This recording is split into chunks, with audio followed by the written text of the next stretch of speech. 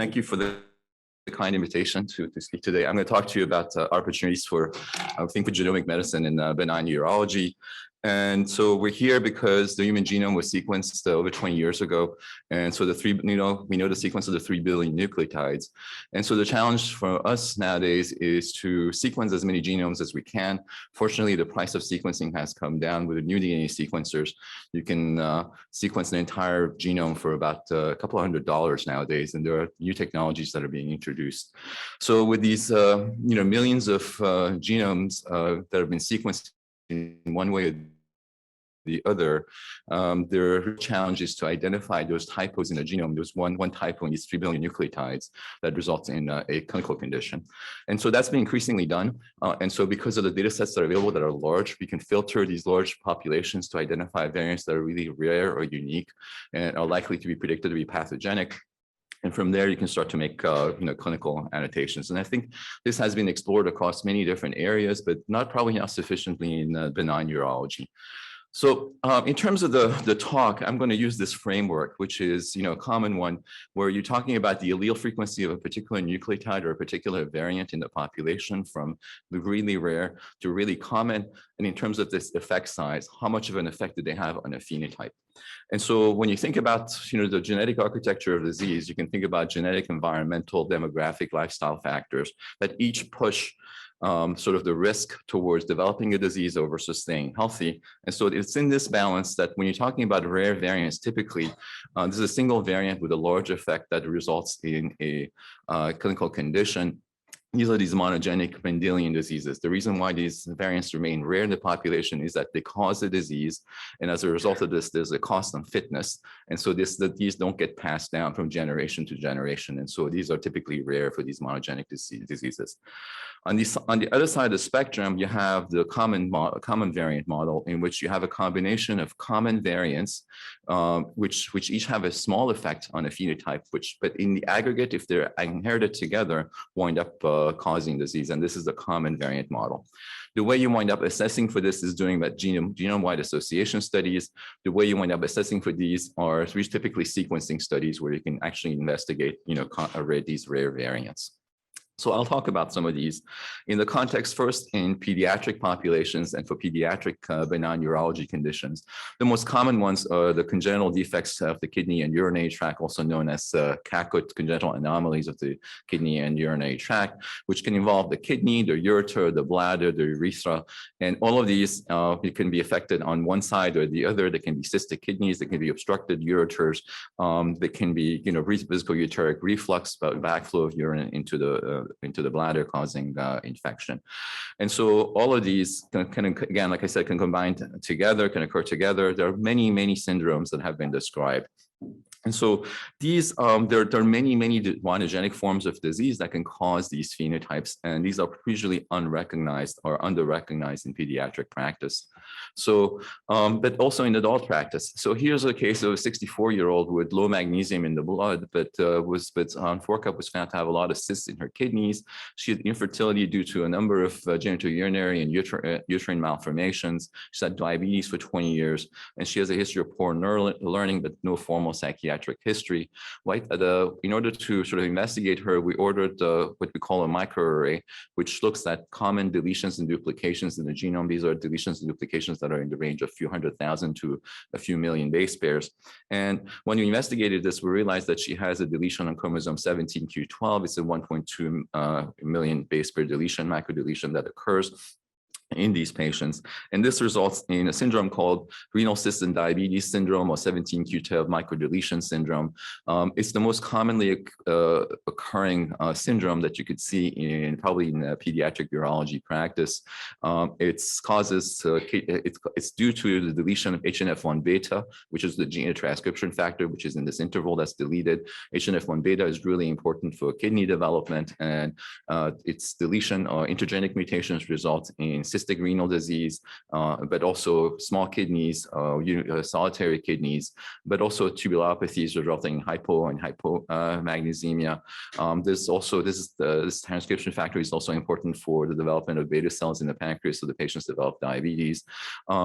There's a bunch of other associated conditions, including some neuropsychiatric disease. So the risk of autism and intellectual disability increase roughly twofold in this syndrome. So this is a very commonly encountered problem. HNF1 beta, I'm going to come back to it in the context of another common condition which is of great interest to this audience. There are a couple of other microdeletion syndromes, the 16p11.2 and the 22q11.2 deletion syndromes that are also fairly commonly recognized are commonly present in clinical practice in benign urology for pediatric patients. But these typically do not get recognized in practice. And the patients, because they have multiple syndromes, they go to the pediatric urologist, they have kidney or urologic defects, they go to the cardiologist, they have cardiac defects, they go to the psychiatrist because they have neuropsychiatric defects. It's only after you do the microarray that you find out that there's a unifying genetic diagnosis. So something to be aware of. And so we've cataloged these disorders, and this has been really spearheaded by Simeon Sana-Kerki, who was our initial pilot project recipient for our O'Brien Center, now has a super successful independent lab at Columbia, and has had many high impact publications here in this one in Nature Genetics, analyzing over 2,800 cases of CACUT versus controls, delineating that there are a large number of these microdeletions and duplications that are present in patients with kidney malformations, obstructive uropathies, posterior urethral valve, duplicated collecting systems, VUR, et cetera. So which each one of these clinical conditions that you look at, there's an excess number of these microdeletion or microduplication syndromes that are present, that are typically not recognized by clinical evaluation alone. In addition, there are tons of also novel CNVs, or copy number disorders, copy number variants that we identified that are rare and probably might delineate novel syndromes as well. So Simon's, I think has a poster here presented by Jun Tao on obstructive uropathy and novel genes that he's identified using these sequencing approaches, and I'd recommend that you look at this. It's very exciting. So I'll follow up with another case. The 47-year-old with progressive kidney disease and had protein in the urine and has this biopsy finding that shows FSGS is an injury pattern. And this is typically treated with prednisone for many years. It turns out that the family history, there's no other kidney disease in the family, but two of her children have an imperforate anus. And so we wound up doing sequencing in this patient, and she had a mutation in this gene called SAL-L1, which is another transcription factor. It's diagnostic of a syndrome called Townes-Brocks syndrome, which causes kidney and genitourinary malformations, anorectal malformations, which you can see in the kids. And typically, your classic presentation has all of these different malformations with ear, thumb malformations, foot malformation, etc. But it's very rare to every patient to have this full spectrum of defects. It turns out many patients have just an isolated presentation with maybe kidney defects. As you can see here, the kids who carried these mutations had just an imperforate anus as the clinical presentation. And this was important clinically because this is a developmental disorder. No amount of immunosuppression and prednisone would have helped this patient. And so she was treated needlessly and exposed to immunosuppression for no reason. So making a precise diagnosis is really important. So this was identified by exome sequencing, sequencing the coding portions of the genome.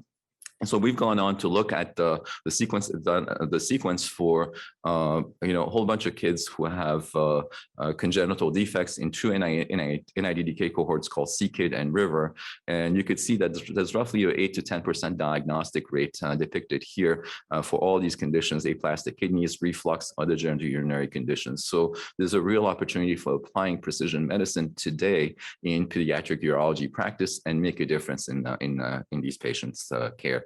And so we're continuing to sort of look at this, but also trying to identify novel genes that contribute to these disorders. So so far what I've talked to you about are sort of these rare variants with a large effect. How about common variants? Is there a situation where you have common variants? And so it's interesting that for developmental disorders, you would not think that these common variants would have much of an impact, but there are several examples of this now in the literature for benign pediatric urology. The strongest one is for hypospadias, where there are multiple genes and loci that have been identified that contribute to the risk of hypospadias. And so the strongest one is this gene called DGKK, which confers an odds ratio of almost 4. But there's a whole bunch of other loci that have been implicated in this disease, including many of them that are associated that are in canonical developmental pathways such as EYA1 or HOXA4 and so forth. So you can see this list. So both rare variants and common variants can contribute to these disorders. In our group, Miguel Verbetsky led our GWAS for looking for both rare and common variants for viscoureteric reflux and identified a number of these syndromes in 3% of cases with odds ratios of 5 to 4 to up to 42 for the development of this viscoureteric reflux. So there's rare syndromes that contribute to this condition, as well as common variants. And so it's interesting that we identified also at least 4 regions of the genome which harbor variants that are common in the population, but still confer a fairly significant odds ratio for the development of disease. So you could see that there's here complex determination with both common and rare variants. And we're very lucky because one of the signals that we hit, these signals that we hit were all in, canonical developmental pathways. And so we were lucky that Kathy Mendelsohn actually had a knockout mouse with the Wnt5a gene, which we studied then in more detail. There are kidney defects that had been described in this mouse, but urogenital defects hadn't been described. So it turns out that the urogenital defects included a rudimentary bladder. They included defective urethral differentiations. The ureters were not joining the bladder correctly, and they were not at the right angle. And if there's a rudimentary bladder, the ureters were just terminating outside the lumen. So there were multiple also lower ureter malformations that were detected. And so this is part of the sort of the fun of doing these projects, where we start with genetic findings in humans, but then we can collaborate with other members of our team to be able to sort of move this forward and try to really dissect sort of the molecular mechanism and pathways that get involved. How about in adults? I think that there are multiple opportunities to also apply genetics findings in adults. And so for rare variants, I think this hasn't been studied enough, but one of the earliest examples, I think one of the really nice examples, is a study that's been done by Dr. Catherine Brownstein, who is an opportunity pool recipient for Columbia, who studied patients with interstitial cystitis. And this is a cohort this is a paper she just published, in which she identified mutations in a number of genes that are associated with Mendelian skin disorders or epithelial disorders, which also can result in epithelial injury in the lower urogenital tract and result in bladder pain syndrome. And so again, these patients were not diagnosed based on the clinical presentation. They were labeled as having interstitial cystitis, but actually had these monogenic disorders. And she has a poster on this. I would recommend that you go to her and talk to her more about this. I think this is a fascinating finding. So there's a lot of misclassification of maybe common disorders that, rare disorders that contribute to this large, umbrella diagnosis of bladder pain syndrome. And Catherine also has a CDC grant to study this further. So we're very proud that the opportunity pool has led to additional funding. The common variant space, I think the largest professional GWAS for prosthetic hyperplasia was published from the DECODE group in Iceland. And there they identified somewhere around 20 different loci in the genome that are associated with risk of prostatic hyperplasia. And, our friend HNF1 beta that I was telling you about, there's a common variant with small effect in HNF1 beta, which seems to contribute to prostatic hyperplasia. But then there's a whole bunch of other genes, interestingly, also mapping to many canonical developmental pathways that were identified in these GWASs. So I think there's an interplay here between many of the lower benign urologic phenotypes that we see and these canonical developmental pathways, which impact both pediatric disorders as well as adult onset disorders such as BPH. So how can we study this further? Just a plug for biorepositories. There are many biobanks that are available nowadays where there are hundreds of thousands of people that have collected samples. They contributed electronic health records. These have been sequenced. If I can have one more minute, if okay, to finish this. There's the UK Biobank and the All of Us programs are the most common one.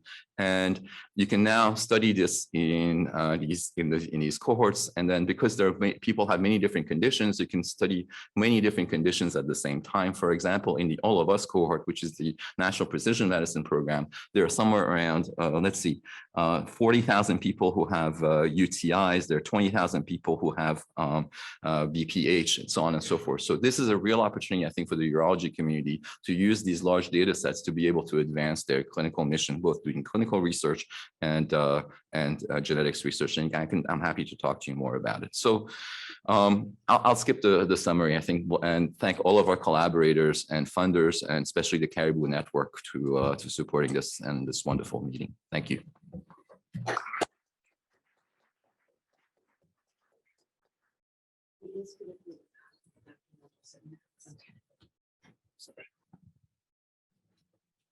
Hello. So our next speaker would be Dr. Kathy Mendelsohn, a co-PI from the Columbia University U54 O'Brien Center, giving a talk titled Transcriptional Control of Urothelial Specification and Homeostasis and Regeneration. Oh, geez.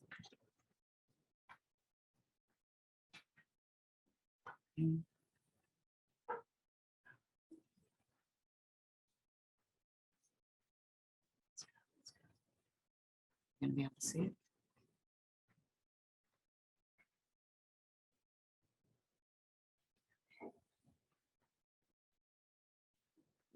Yeah.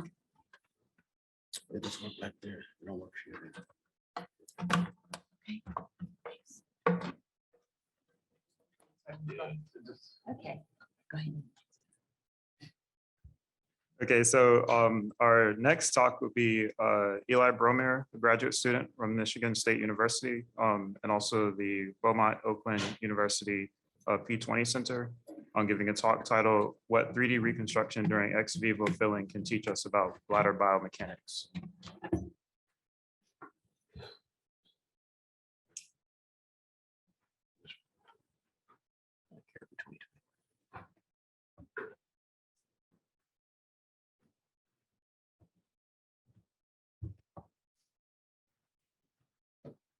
Okay, hi everyone. My name is Eli. I'm a fourth year PhD student at Michigan State, and I'm going to talk about my research, which is about 3D reconstructions of the mouse bladder during filling. So my background is in mechanical engineering. So naturally, I'm going to talk about the biomechanics of the bladder. And our research question was, how does the bladder wall physically respond to filling? And specifically, how does the tissue stretch? How are the loads exerted due to the pressure of filling? And then how are these two things related? How are the stretch and the stress related? This gives us a lot of information about the material properties of the tissue itself. For example, if a tissue is able to stretch a lot with very low stress, then that's a very deformable tissue, very stretchy.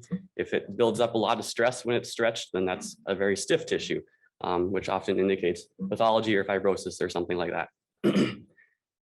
So us engineers have come up with ways of measuring these mechanics, and the common method, which is really often used, is to simply cut the bladder open and section out a little square, and then hook up the square to a bunch of load cells and pull on it in all directions. And then you can measure stress and stretch from this tissue. And yeah, this is a really common method. It's kind of outdated. It's obviously not very physiological. Like the bladder doesn't look like a flat square in the body. Yeah, that's not how it's loaded. It's not stretched with metal hooks. It's actually pressurized. So a lot of the features of this experimental setup are lacking. And so we wanted to figure out if there was a better method to test this tissue. And it'd be great if we could actually fill the whole bladder itself and then measure the internal pressure, which is causing the stress and the stretch. And then since we're filling the whole bladder, it'd be nice to analyze it in 3D space as well. And our collaborator, Dr. Taikaki at Michigan State, helped us with this device he built, which he calls the PRIM, and I'll try and describe it briefly here. So you can see it in the middle is a dice or a die, and that is where the ex vivo bladder is mounted on a cannula. And then surrounded by that is 4 mirrors, all at 45 degrees angle. So if you look at this from the top down, you can see a top view of the bladder and then all the side views in the mirrors. simultaneously. And then the system is hooked up to a pressure transducer so we can measure the internal pressure of the bladder as it fills. And yes, this is a real life picture of it. You can see kind of small. There's a camera up mounted above, which is facing down. And then the prim chamber is on the bottom, which holds the bladder. And it's filled and pressurized and then emptied and repeated for all the experiments. So the goals we had were to use this imaging method to reconstruct 3D bladder volumes, and then use these 3D bladder volumes to calculate the mechanical stress in the bladder wall during filling. And then furthermore, we want to quantify the unique filling behavior of the bladder that has been already reported by other researchers. So our experiments were on mouse bladders that were from animals that were 10 to 12 weeks old. There were 15 males and 9 females. And I should mention this is a collaboration we have with Beaumont Health in Royal Oak, Michigan. I'm pretty sure all these people are here today. And yeah, Beaumont supplies the rat bladders to us, and then we test the tissue here at MSU. And to give you an idea of what this looks like, here's some visuals. You can see empty and full mouse bladder on the side, and then the graph shows a full filling test. So the pressure is zeroed when it's empty, and then it's filled at a constant rate. And you can see the pressure gradually increases until it starts to reach capacity, and then the pressure ramps up a lot. And then here's the actual raw data that we collect from the video camera mounted above in the prim chamber. And this is collected by my collaborator Pragya, who's also in the crowd today. And so you can see the different views of the bladder. Down in the corner is the top view, and then there's 2 mirror views around it. And so you can see it being filled from empty to full, and the pressure starts pretty low and stays pretty low for the most part. But then once it gets big and near capacity, the pressure ramps up a lot. And so what I do is I take this video data that Pragya has collected, and I select a region of interest in the video just to highlight the bladder and get rid of all the background. And then on this region of interest, I run an algorithm which is called a Canny filter, which is an edge detection algorithm. And so it's useful for finding the edge of the bladder. So it gives me a nice clean outline of all the different bladder views we have in the video. And then from there, I run an algorithm that I wrote, which just fills in these outlines. So I get a solid shape of the bladder in all the different views, or just a silhouette. And I do this because I'm using a method called spatial carving, which has been around for a while, and I'll briefly describe it here. So what you do is you start with just a primitive cube, and then I project the 3 views of the bladder I have on their respective planes. And then I'm going to use these views to carve out the shape of the bladder from the cube. So I carve in one direction and I get a cylinder like this. And then I carve the other direction and I get a shape that looks like that. And I keep carving until I get a full 3D bladder. And you can see it here. It looks a little blocky because it's like essentially 3D pixels because it's coming from video data. And then what I can do with this is smooth it out and get an actual surface out of it, and then process it for the entire filling experiment video. So from that, I would get what you see here, which is a 4D bladder. So it's X, Y, Z, and time. So it's a full description of the surface of the bladder when it's empty all the way to full. And then for each of these time points that we have here, we also have a simultaneously measure pressure value for the internal pressure of the bladder. And so now that I have this, I'm going to do some shape analysis. I'll start with just fitting a simple sphere to it. So I take the actual 3D bladder surface volume, that's the blue, and then I just fit a least squares fitted sphere to it. And so this is just the best fitting sphere. And then from this, I can do some mechanical analysis. Mechanical engineering has a pretty simple structure called a pressure vessel, and that's essentially what a bladder is. So it lends itself very nicely to this mechanical analysis. And so we can calculate the wall stretch and stress. And the stretch equation is just this non-dimensional ratio of the radius over the initial radius, or the radius at 0 pressure. And the stress equation is the internal pressure times the radius over 2 times the bladder wall thickness. And in engineering, when we're doing modeling, we always have to state our assumptions. So the assumptions here is that this is called a Laplace approximation. That means the bladder is thin-walled. And then we're also assuming isochoric deformation, which just means constant volume. Obviously, the bladder is actually increasing in volume as it fills, As it's filled with saline, it gets bigger and the volume increases. But this is specifically the tissue itself. The bladder wall is not changing in volume. It's stretching and expanding, but the volume stays the same. And so if you plot the mechanical stretch and stress, then you get a plot that looks like this. And you can see the different bladders all kind of have different amounts of stretch. Some are a lot more stretchy than others. And this seemed to be mostly correlated with the size, like the bigger the bladder, the more it seemed to stretch generally. But they also have a very common shape of the curve. Like it has very low stress for most of the filling cycle, but then similar to the pressure graph, once it reaches capacity, the stress ramps up dramatically. And so what's more interesting is you can also group these results by male and female. Here, the blue is the males and the orange is the females. And you can see it looks like the males tend to stretch a little bit more than the female bladders when they're filled, but it didn't turn out to be significant. What we did find was that at the same pressure value at max capacity, the male bladders had much higher stress in the bladder wall than the female bladders.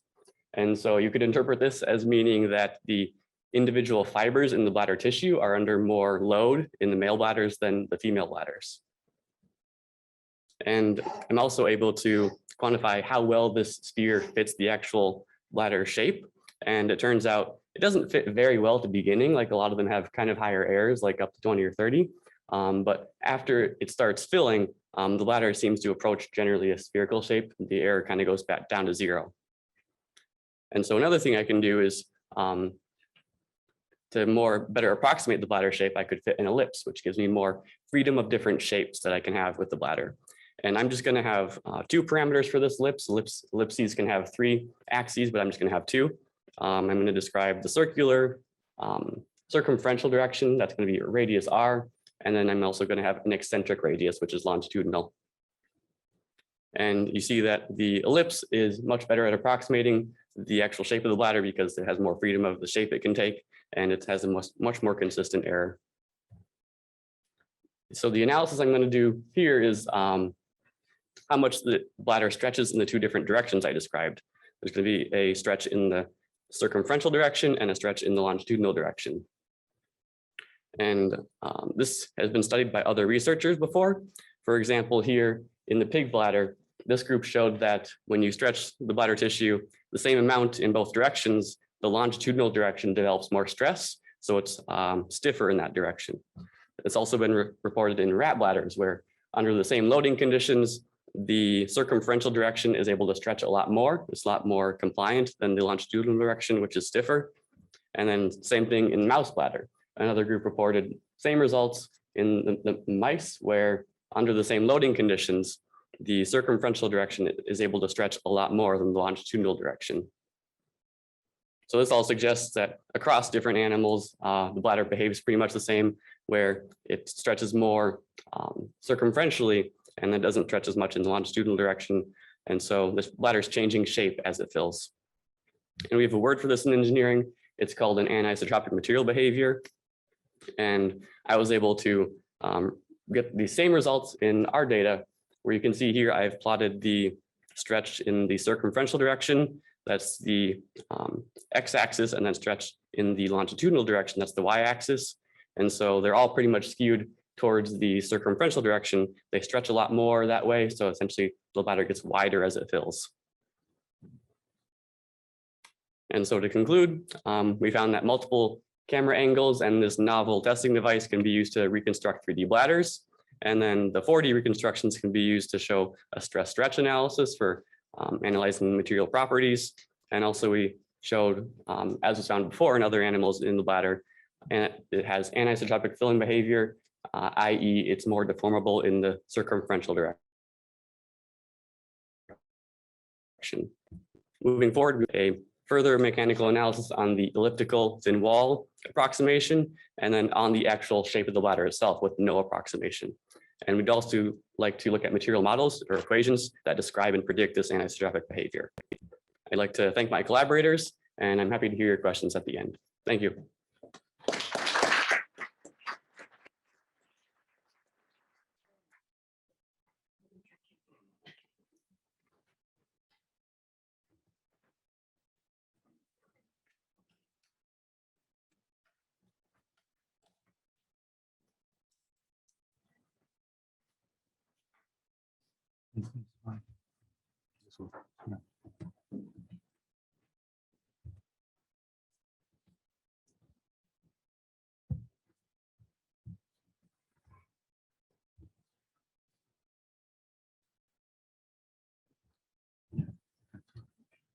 Next, we'll have Kathleen Mendelsohn, as I introduced earlier, co-PI, Columbia University U54 O'Brien Center, giving a talk titled Transcriptional Control of Urothelial Specification in Homeostasis and Regeneration. Where's the clip? Oh, here it is. So we managed to do it. Thank you very much. I have a Mac. It seems to be the issue. Okay, so is someone else going to do the change, or do I? Why can't you see it on the screen? No problem. I can see. Okay. So today I'm going to talk to you about some work we've been doing, looking at the transcriptional control of how the urothelial homeostasis and what happens during injury. And I'm going to focus a lot on one gene called PPAR gamma. And I want to just say upfront that it's not that I love the gene, it's that this gene does so many things. Metabolism, differentiation, it's important in diabetes, it's important in all kinds of carbohydrate function. And it allows us to get in a bunch of different functions of the urothelium by looking at mutations in this gene. So that's kind of why we're doing it. In the end, we want to find targets, or even there's many agonists and antagonists of PPAR gamma that are already out there that have been used, for example, to treat diabetes.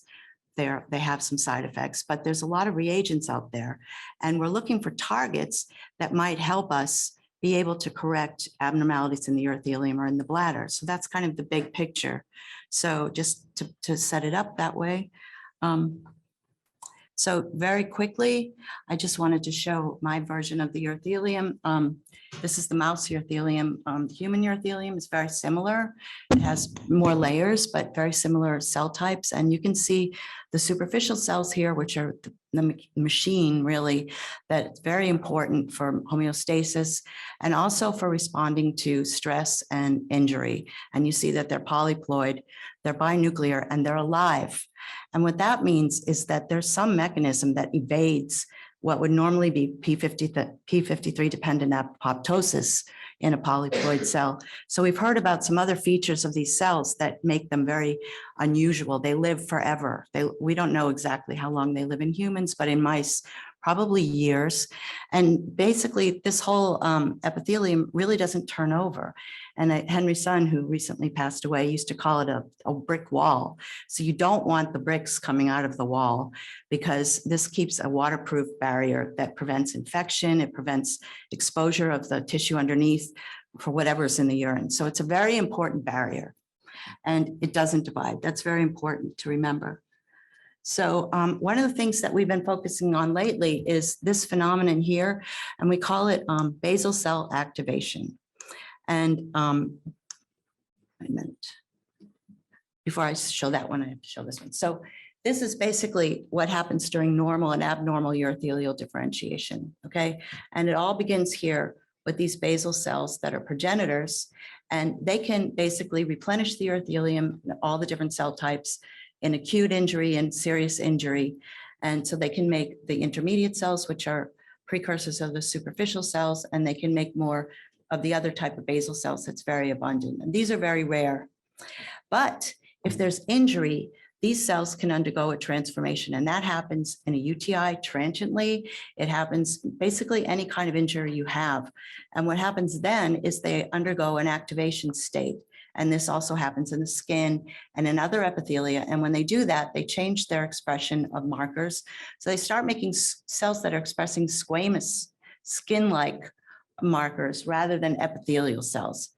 But as I said, this is transient. For example, in UTI, you won't even see these cells.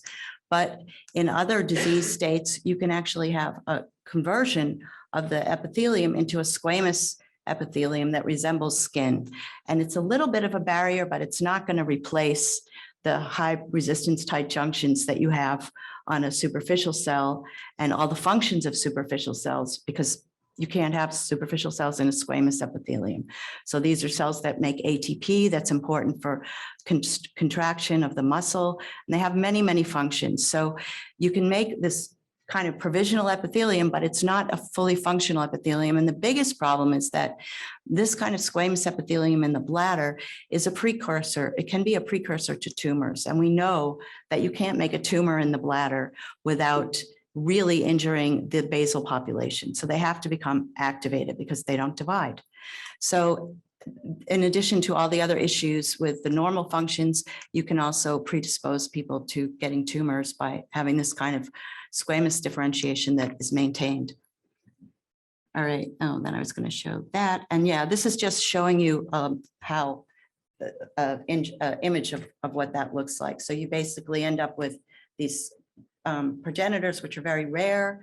And then in an activated urothelium, they'll basically, these K14 expressing cells will take over the whole urothelium. And you see there's edema in these guys. So this can happen in response to cyclophosphamide.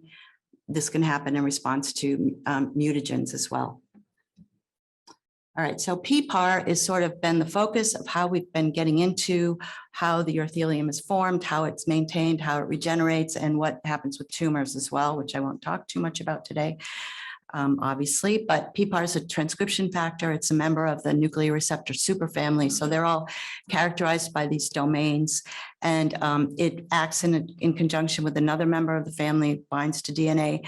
And in the presence of ligands, these are activated. So they're not active unless the ligand is present. The ligands are fatty acids that are in the cell. So it's not a very high affinity situation. And so we've done a number of, for many reasons, because there was a bunch of experiments done about 20 years ago looking at epithelium and urothelium and culture, and people saw that PPAR agonists could actually reverse squamous differentiation in culture and that maintain normal differentiation. And so based on these studies, it's from Southgate Lab in Britain, we thought maybe we should see what PPAR can do what its functions are. So in this slide, it just shows you a gain of function mutation. And basically what we did is we just activated the PPAR protein by hooking it up to an activator called DP16 herpes virus. And it basically makes transcription factors active, whether or not they have their ligands. So when you do that, here's a normal situation up here. In a mutant, you basically, if we put these into basal cells, okay, it transforms the basal cells directly to superficial cells in situ. So these are superficial cells forming in the basal layer. And you see they also do the binucleation, they do the whole thing, and then eventually they'll move up to the surface. And you also see that there's a huge, these are lipid droplets. We heard a little bit about this yesterday. It happens in the bladder, in the liver, steatosis. We actually got lipid droplets as a result of expression of PPAR because of the disturbed metabolism of carbohydrates and fat. So this told us that PPAR can basically drive the differentiation program, and we call this the luminal program versus the basal program. The luminal program will make intermediate and superficial cells, and the basal program will make basal cells. And then on the other side, when we delete PPAR gamma, we get squamous metaplasia, and this is worsened by UTI.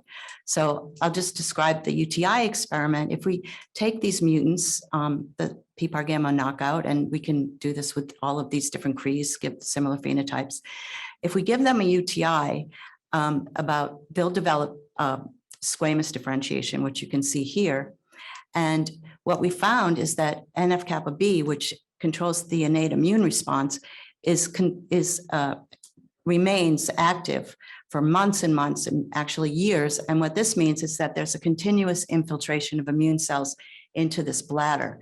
And the reason that NF-kappa B is active continuously is because PPAR is required to shut it down.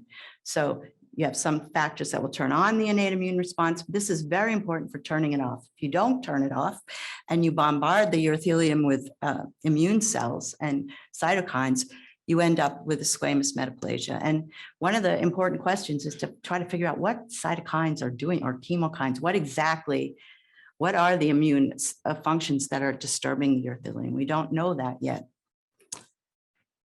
So finally, I just wanted to mention this because a lot of people have talked about mitochondria. When we knock out PPAR gamma, you basically get these inclusions in the mutant mitochondria, and this is neutral lipid. And what we found out is that, so these are trapped between the inner and outer membrane, and that as a result, they don't go out into the matrix for oxidative phosphorylation. So the superficial cells, when you knock out PPAR, they die, we think, because of this phenotype. And the reason that we think there's this phenotype is this gene CPT1A, and other genes that are important in the carnitine shuffle are direct targets of PPAR gamma. So if you don't have CPT1A, you can't move the fatty acid into the matrix. So this is just an example of some of the functions we're finding out in the urothelium by using this pathway. So just to reiterate, mitochondrial biogenesis is a function of this control mechanism. Also NF-kappa B, so the innate immune response, luminal differentiation program, and I didn't mention, but I'll come back to it, cell cycle exit. So once you express PPAR gamma, P21 comes on, cyclin D1 goes down, and the cells will no longer go back into the cell cycle. And also the squamous suppression of squamous differentiation. So the next part of the talk, I'm going to describe experiments we've been doing, and this was initiated with tumors. But what we realize is that we may be able to use PPAR agonists or antagonists and other factors that we've identified downstream to correct abnormal differentiation in the bladder. So that's the goal, but we haven't got there yet with benign disease. So what we did is we used a PPAR agonist, which is we used a bunch of years ago. I think it's called Activa, which will turn on PPAR signaling, and this other drug, trametinib, which is a MEK inhibitor, which is also required to turn on PPAR signaling because PPAR can be phosphorylated and turned off in certain tissues. And what we did is we tested whether we could what the effects would be on tumors. We started with tumors that are basal tumors. So these are squamous basically. And it's kind of not a bad system in the sense that you have a mouse, you can make the tumor, but you can also have cell lines that basically exhibit squamous differentiation that are derived from these tumors. So we're also going to use those in our studies that I'll show you to look at different effects. So this basically what's shown here is just the first observation that we got, which was that if you give a mouse bladder cancer using a carcinogen, it takes about 5 months, and they have tumors, and you can see the tumors in the top panels here. So each of these tumors is before, each of these panels before, after, same mouse, okay? So these mice have bladder tumors, and if you give them vehicle, nothing, and you wait a month, they still have tumors, and the tumors will grow. If you give them rosiglitazone alone, the tumors will slow down growing, but they'll still be there. If you give them trametinib alone, same thing. If you give them the two reagents together, you basically eradicate the tumors. So that's important for tumor biology. But what we also see for the benign situation is that this actually repairs the urothelium, and you can see this on the bottom here. So when you have a tumor, the urothelium is no longer, this is the urothelium basically. The urothelium looks like a basal squamous thing, and you can see these kind of invasive pieces. So this is all gone, and now you have a normal, what looks like a normal urothelium with all the different cell types that we expect to see. So we kind of grabbed onto that thinking, you know, what can we do with this, and what can we learn from this? So we did a bunch of different analysis, but this is paired ATAC-seq and RNA-seq. And what we found is we're looking for downstream targets, what's driving these changes, and we found a number of things. But in particular, what I wanted to talk about today was retinoid signaling and PRC2, which is the EZH2 lysine demethylase. So this is a repressive epigenetic mark that represses genes, for example, Hox genes. And retinoids, which we know a lot about in the urothelium, vitamin A deficiency is known for many years causes squamous metaplasia in a bunch of epithelia, including the bladder. And we've done a bunch of work on retinoids, and we know that retinoids are required for making intermediate and superficial cells and for suppressing squamous differentiation. So here's an example of what happens in the urothelium when you have retinoid deficiency. So this is the control up here. This is skin on the bottom, and this is a urothelium in a mouse that has defective retinoid signaling. So you basically lose it's very similar to the PPAR phenotype, but maybe more intense. You lose the normal cell types, the basal cells expand, and they begin to make an epithelium that looks very much like skin. So no more urothelium. And what we found is that the ROSI and TRAM, via RA, it downregulates the PRC2 complex. So that's what this slide is showing. And another epigenetic mark, KDM6A, opposes EZH2. So when EZH2 is high, and EZH2 is associated with squamous differentiation, KDM6A is low. And where Sean Lee's lab has shown that KDM6A is required to make a urothelium in mice. So your EZH2 opposes KDM6A, and when we treat these animals with ROSI and TRAM, we basically induce expression of KDM6A.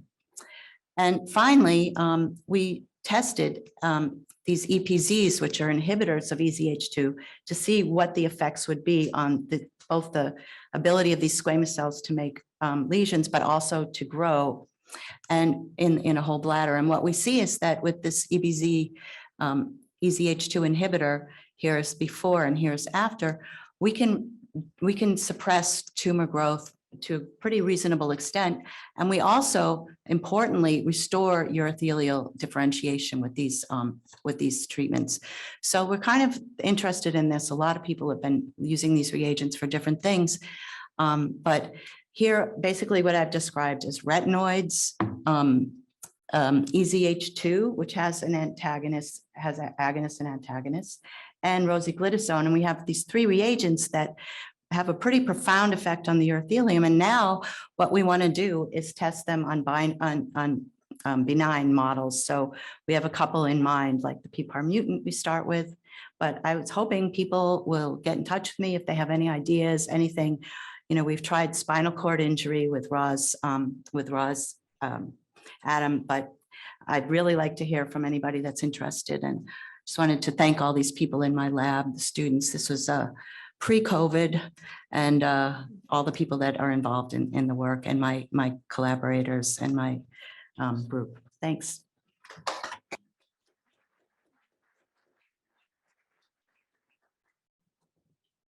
Our next speaker will be Michael Odom. He's a K12 scholar at Duke University, and the title of his talk will be Detrusor contractility via FP receptor activation is increase in diabetic mice with bladder underactivity.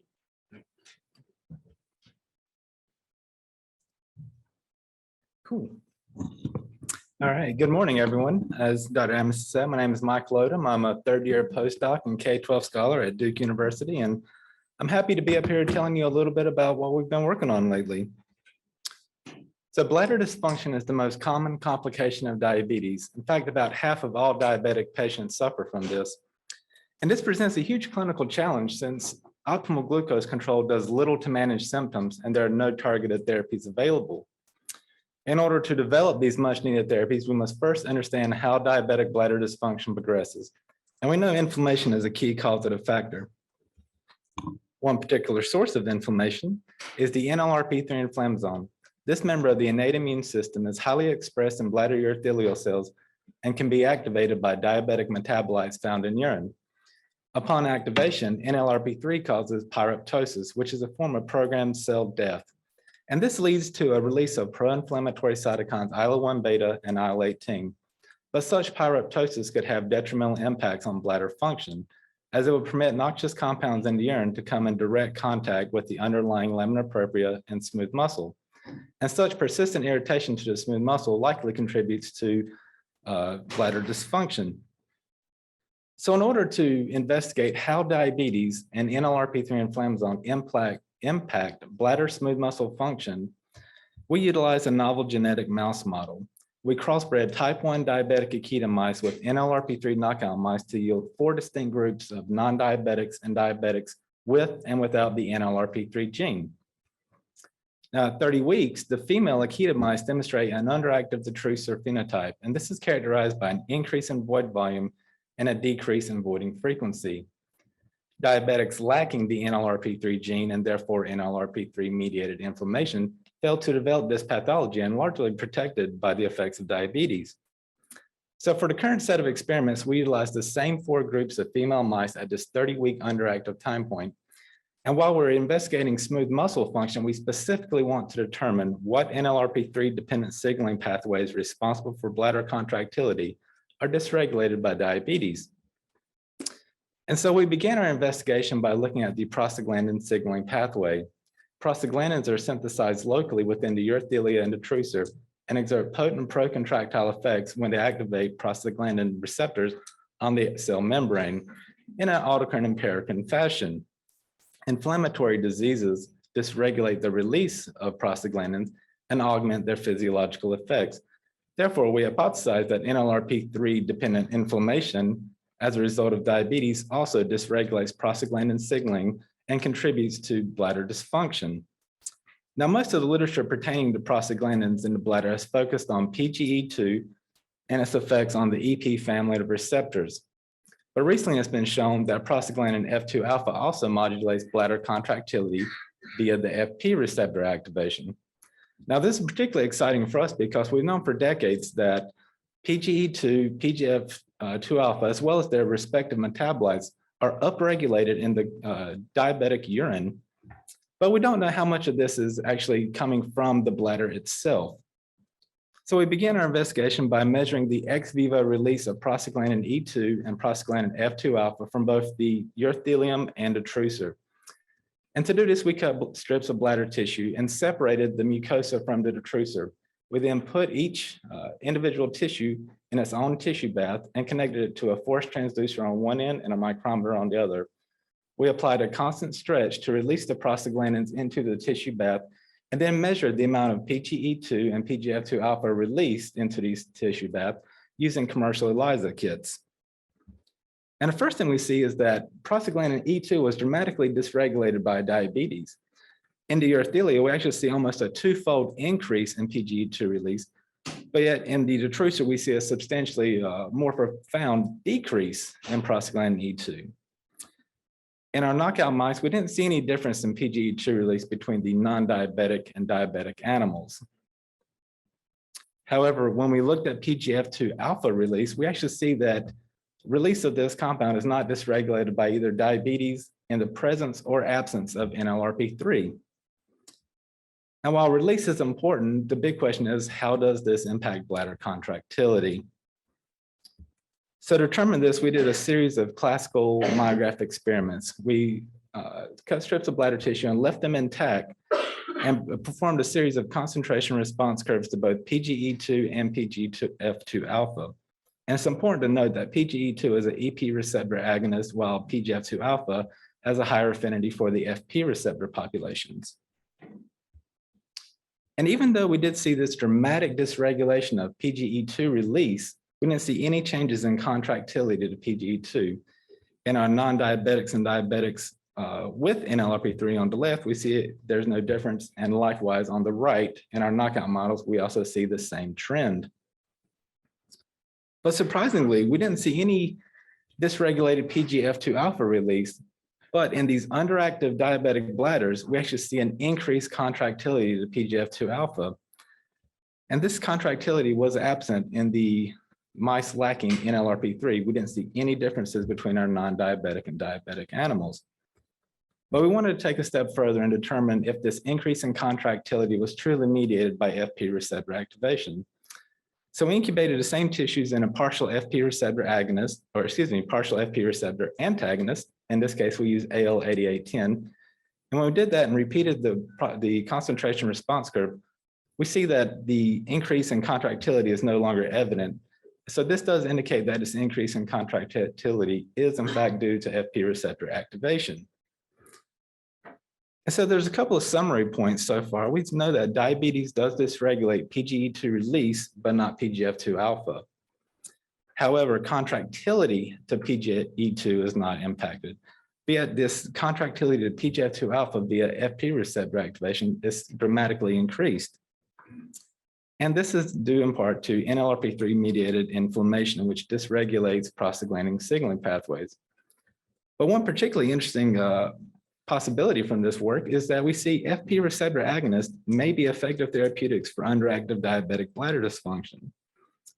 And there are a couple of future directions we want to take this project. We want to determine how diabetes impacts the FP receptor populations. But then we also want to assess the contributions of second messenger systems, such as your protein kinase C as well as Rho kinase. But then the biggest question is, does it work? Will FP receptor agonists actually augment diabetic bladder dysfunction in vivo? And I want to end this presentation with a very interesting case report of a 62-year-old female who developed an overactive bladder when she began taking the FP receptor agonist latanoprost for her glaucoma. And while this is an N of 1, it does provide proof of concept that FP receptor agonists can augment human bladder function in vivo. That I'll say thank you, and I'll be happy to take any questions during the session.